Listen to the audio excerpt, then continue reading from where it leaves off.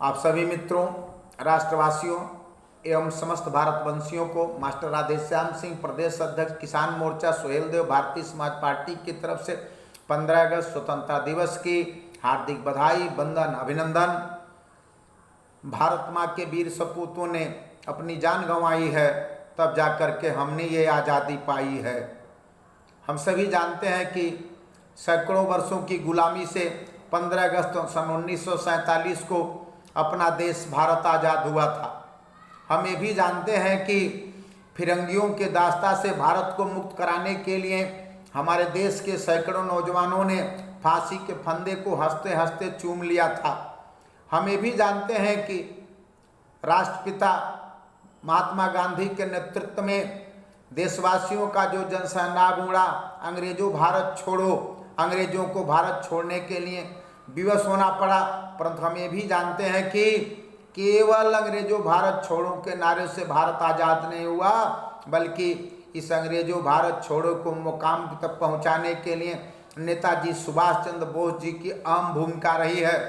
परंतु मित्रों, हमारी आज़ादी तब तक अधूरी है जब तक देश में मजहबी प्रेम, संवैधानिक प्रेम के ऊपर हावी है। हमारी आज़ादी तब तक अधूरी है जब तक भारत में असमानता में अस्पृश्यता का साम्राज्य है। हमारी आज़ादी तब तक अधूरी है जब तक पूंजीवाद का साम्राज्य है। हमारी आज़ादी तब तक अधूरी है जब तक हमारे सत्तासीन दल जन कल्याण के बजाय अपने को सत्ता पर काबिज करने के लिए कुचक्र रच रहे हैं। मित्रों, आपको जानकर आश्चर्य होगा कि देश के 97% संसाधनों पर आज 3% लोगों का कब्जा है, जबकि 3% संसाधनों में हम 97% लोग अपना जीवन यापन कर रहे हैं। जश्न आज़ादी के अवसर पर हमें ये कहते हुए संकोच महसूस हो रहा है कि इस एक ईस्ट इंडिया कंपनी ने भारत को गुलाम बनाया था। उस एक ईस्ट इंडिया कंपनी जैसी दर्जनों ईस्ट इंडिया कंपनी को बनाने का कार्य हमारी सरकारों ने किया है। जिस भारत का सपना राष्ट्रपिता महात्मा गांधी ने देखा था, जिस भारत का सपना लेकर चंद्रशेखर आजाद अपने ही पिस्तौल की गोली से अपने शहीद हो गए, जिस भारत का सपना लेकर पंडित राम प्रसाद बिस्मिल, सरदार भगत सिंह, बटुकेश्वर दत्त, अशफाकुल्ला खान ने फांसी के फंदों को चूम लिया, जिस भारत का सपना लेकर नेताजी सुभाष चंद्र बोस ने आज़ाद हिंद सेना का गठन किया, जिस भारत के सपनों के लेकर भारत की माँओं ने आज़ादी के लिए अपनी गोद सूनी कर दी, बहनों ने अपने मांग का सिंदूर पोंछ दिया।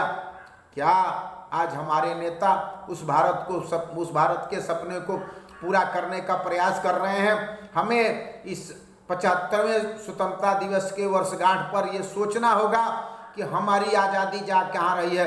क्या हमारी आज़ादी सुरक्षित है, क्या हम असुरक्षित हैं? आप सोच सकते हैं, क्या उस देश की आज़ादी सुरक्षित रह सकती है कि जिस देश में मदिरालय की महत्ता विद्यालय न्यायालय से ऊपर हो जाती है?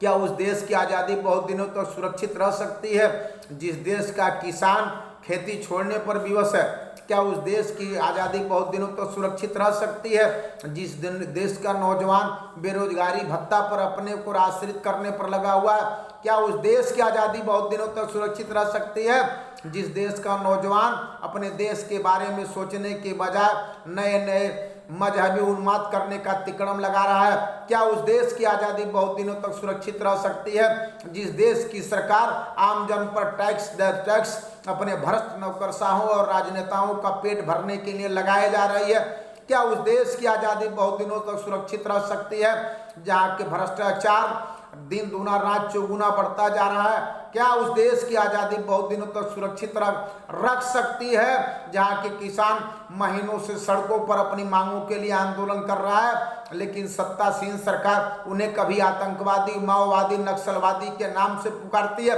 क्या उस देश की आज़ादी सुरक्षित रह सकती है? जिस देश का किसान आज खेती नहीं करना चाहता है, क्या उस देश की आज़ादी सुरक्षित रह सकती है? जिस देश का किसान पूरे दुनिया में भारत को सोने की चिड़िया के नाम से मशहूर करने का कार्य किया था, आज उस देश का किसान गली गली में मारे फिर रहा है।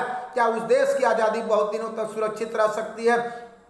जिस देश के 4 प्रांतों हिंदी भाषी राज्यों के लोग देश प्रेम के नाम पर वोट देते हैं, उन राज्यों में पलायन की दर दिनों दिन बढ़ती जा रही है। आज उन राज्यों में रोजी और रोटी की समस्या खड़ी हो गई है। मित्रों, ये सोचना होगा, हमें सोचना होगा कि हमारी आने वाली पीढ़ियां आजाद भारत में रहेंगी कि पूंजीपतियों के साम्राज्य वाले गुलाम भारत में रहेंगी। आज हम आभासी आज़ादी में जी रहे हैं। अगर हमें वास्तविक आज़ादी में जीना है तो हम अपने देश के लिए रोजी रोटी के लिए आवाज़ उठाना होगा, न कि मजहबी उन्माद के लिए संघर्ष करना होगा। आप सोच सकते हैं, जिस देश में सत्ता की कुर्सी पर बैठा व्यक्ति भी केवल सत्ता पाने के लिए कुचक रच रहा हो, वह देश कब तक सुरक्षित रहेगा, उस देश की आज़ादी कब तक सुरक्षित रहेगी। इन्हीं के साथ आप सभी मित्रों को जय हिंद, जय भारत।